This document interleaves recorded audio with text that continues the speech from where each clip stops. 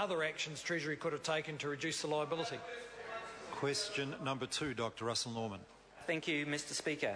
My question is to the Prime Minister and asks, does he stand by his statement that, quote, if you go and have a look at the tax cuts, they literally were neutral, end quote, and if so, what is the projected net cost of the first 4 years of the 2010 tax package? The Right Honourable Prime Minister. Mr. Speaker, to the second part of the question, the cost is $415 million, but by the 4th year and forever after, the package is strongly positive. On the first part, regarding my quote, I was talking about all the government tax changes over 3 years, both tax cuts and tax savings.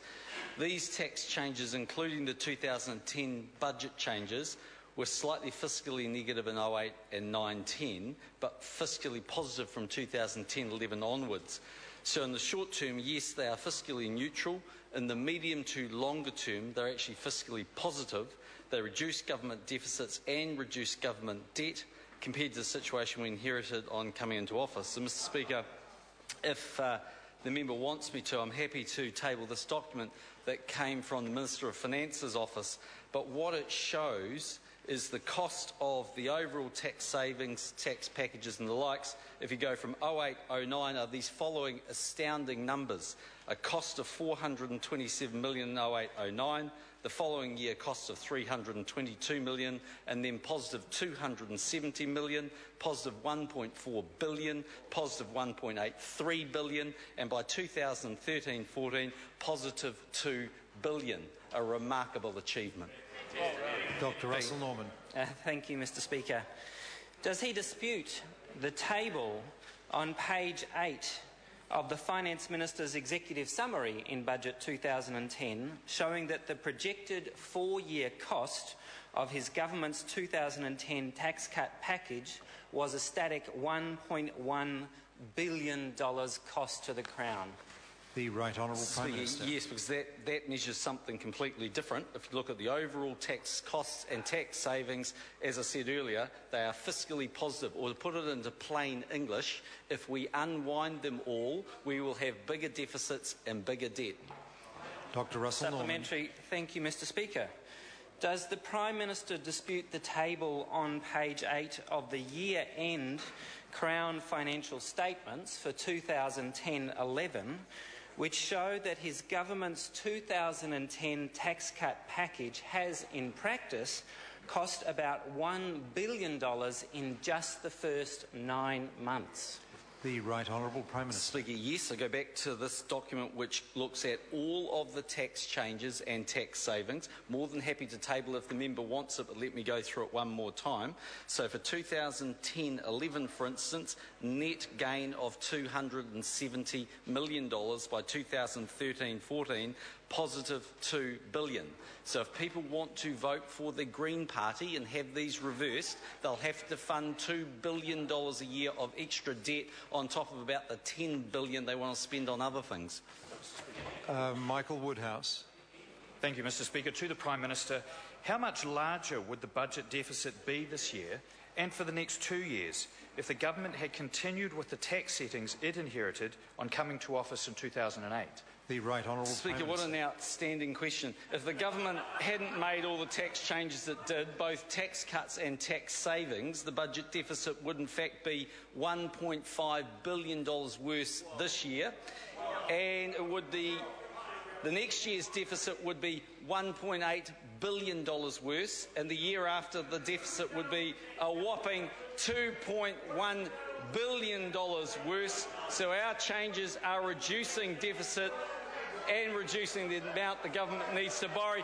Mr. Speaker, no wonder the IMF was praising this government's economic leadership in the paper this week. Dr. Russell Norman. Thank you, Mr. Speaker. Can the Prime Minister point to exactly what is wrong with the table produced by Treasury, not the letter produced by the Minister of Finance, but the table produced by Treasury in the Crown Financial Statements 2010-11, which show that the net cost to the Crown of the tax cuts 2010 in the first 9 months was just over $1 billion?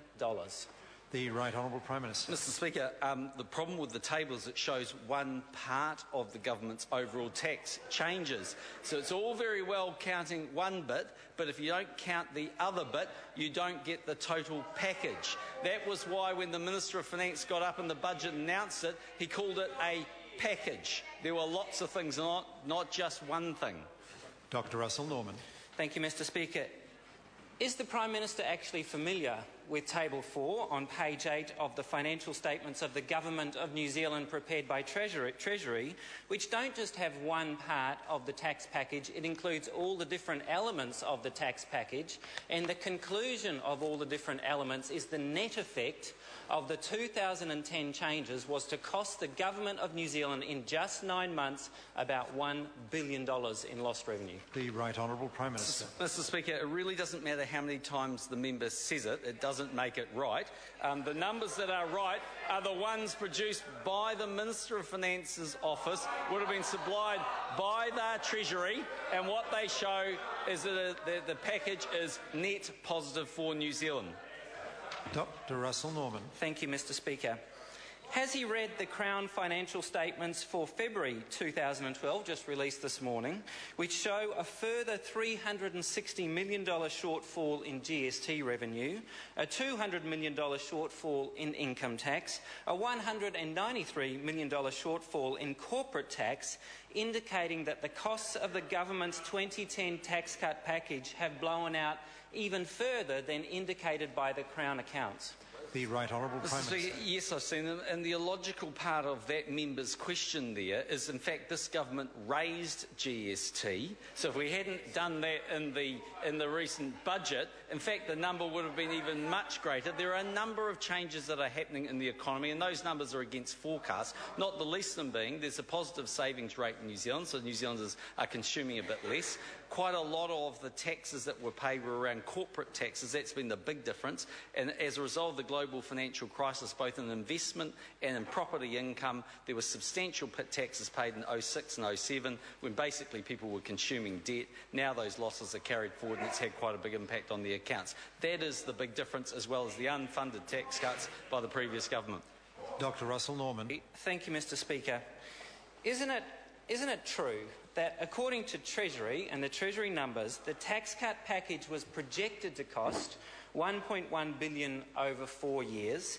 It actually cost, according to the government accounts, about $1 billion in the first 9 months, and today, as a result of the new figures, is likely to cost even more than that when we look at the drop in GST tax and the other drop in tax takes. The Right Honourable Prime Minister. In a word, no. Question number 3, the Leader of the Opposition, David Shearer. Speaker, to the Prime Minister, does he have confidence in all his ministers? The Right Honourable Prime Minister. In a word, yes. The Leader of the Opposition. Does he have confidence in the handling of the Sky City negotiations?